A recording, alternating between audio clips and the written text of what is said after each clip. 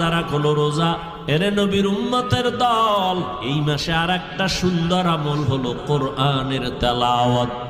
আমি আগেই বলছি, মনে থাকলে আবার বলেন, রমাজানে একটা নফলের দাম কি একটাই? একটা ফরজের দাম 70টার সমান।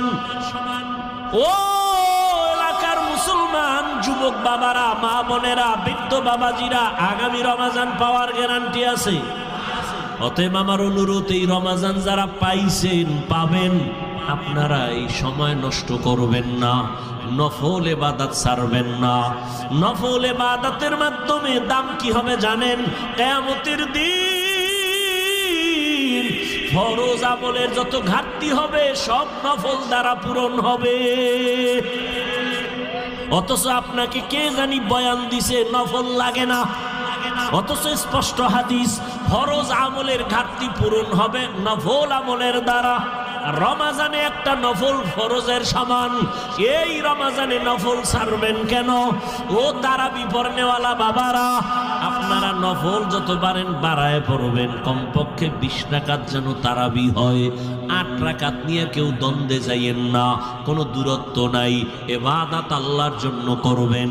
যদি কেউ ওয়াদাই করে ফেলেন যে আমি 8 রাকাতের বেশি তারাবি পড়ব না, তার কাছে আমার মোহাব্বতের আওয়াজ হলো, ঠিক আছে মেনে নিলাম, আপনি 8 রাকাতই তারাবি পড়েন, তবে বাকি 12 রাকাতও পড়েন, নফল হিসাবে পড়েন।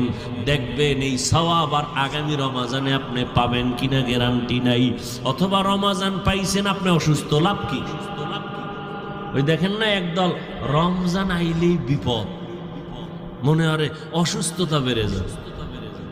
আছেন এরকম কিছু মানুষ?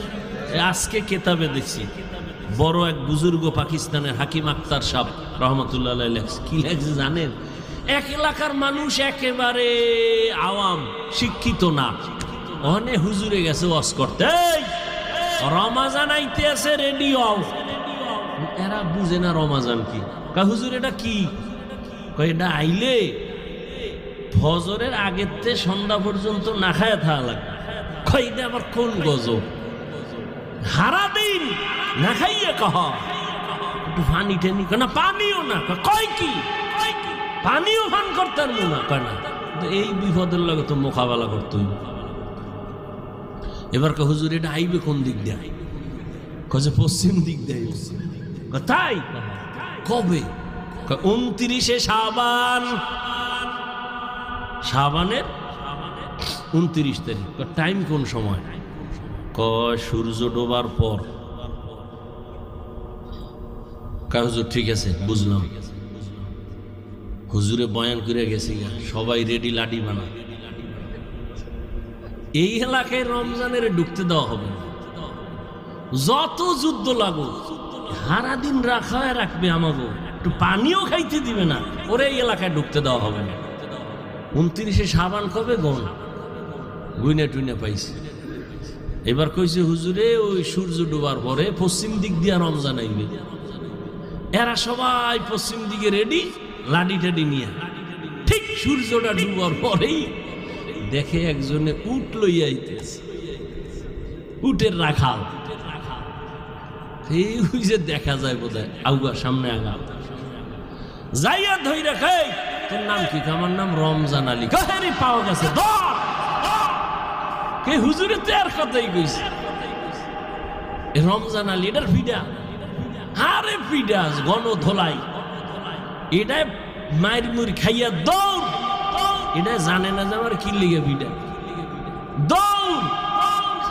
ফিডাই টিডাই কইছে এই এলাকায় ঢুকলে তোর রুহু আর লগে রাখবো, খবরদার এই অন্য দিক দিয়ে দৌড়া, এলাকায় ভুলো আবি না। ঠান্ডা মাথায় সবাই আছে। হুজুরে কয়েকদিন পর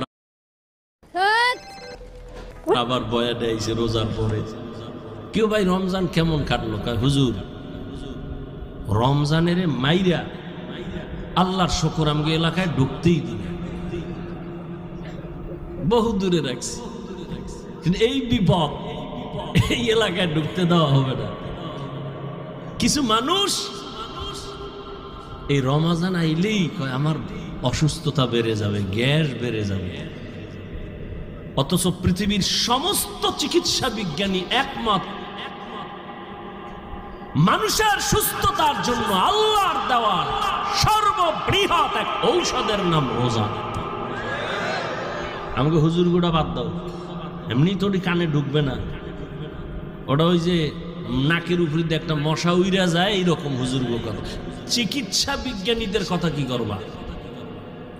সমস্ত চিকিৎসা বিজ্ঞানী একমত মানুষের জীবনে সুস্থতার মহা এক ঔষধ হলো রোজা। গত বছর হিন্দু এক ডাক্তার বিশাল এক আর্টিকেল লেখছে ফেসবুকে, আমাকে